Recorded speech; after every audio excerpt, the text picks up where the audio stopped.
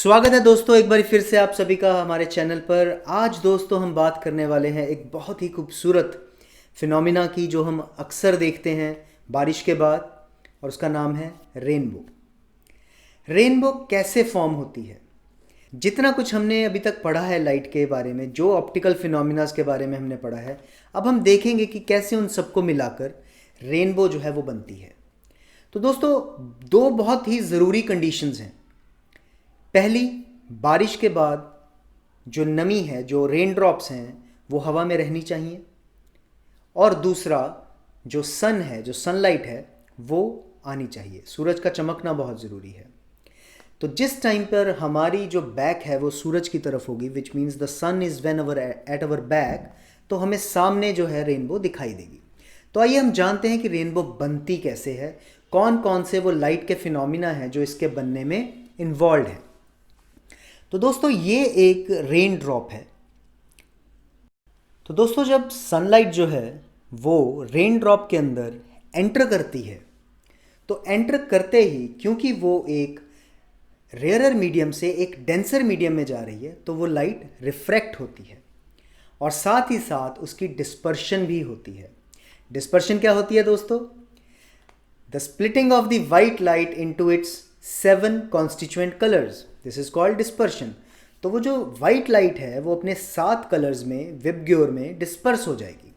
तो यहाँ पर आप देख सकते हैं कि लाइट बेंड भी हो रही है और साथ ही साथ एक रे जो है वो नंबर ऑफ रेज में कन्वर्ट भी हो रही है। तो डिस्पर्शन होती है और रिफ्रैक्शन होती है। जब ये लाइट जाकर ऑपोजिट एंड से टकराएगी इस वाटर ड्रॉपलेट के, तो ये फिर से रिफ्रैक्ट होगी। जी हाँ, आप सोच सकते हैं कि ये तो रिफ्रैक्ट नहीं हो रही, ये तो रिफ्लेक्ट हो रही है। दोस्तों ये रिफ्रैक्ट ही हो रही है, लेकिन यहाँ पर जो फिनोमिना इन्वॉल्व है वो है टोटल इंटरनल रिफ्लेक्शन। ये कब होता है और क्या होता है?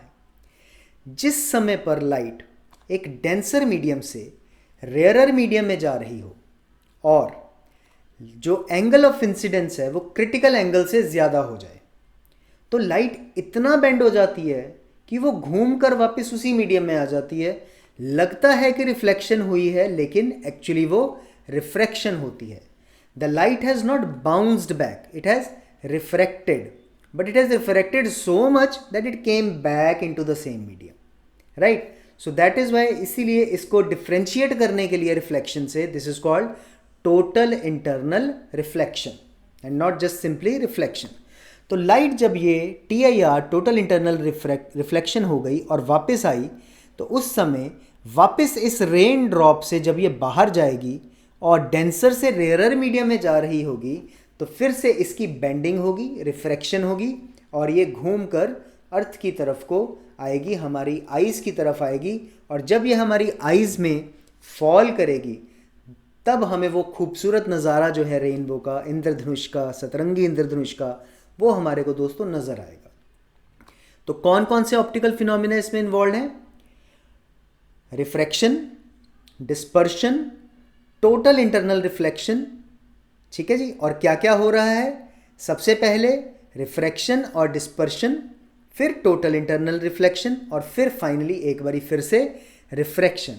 तो ये सारे ऑप्टिकल फिनोमिना मिलकर रेनबो की जो फॉर्मेशन है उसका कारण बनते हैं।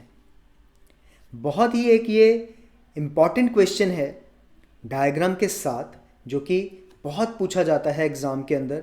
तो आप इसको अच्छे से समझ के बार बार प्रैक्टिस करें डायग्राम की, और ऑप्टिकल फिनोमिना जो जो इसमें इन्वॉल्व हैं उनको बार बार समझें और समझ के उनको अच्छे से अपने दिमाग में बिठाएं, ताकि आप कोई गलती ना करें। दोस्तों मैं समझता हूं कि हर बार की तरह आज का लेक्चर भी आपको बहुत अच्छे से समझ में आया होगा। मिलेंगे दोबारा फिर ऐसे ही एक किसी शॉर्ट टॉपिक के साथ अगले वीडियो में। तब तक के लिए goodbye, keep learning, stay safe, thank you.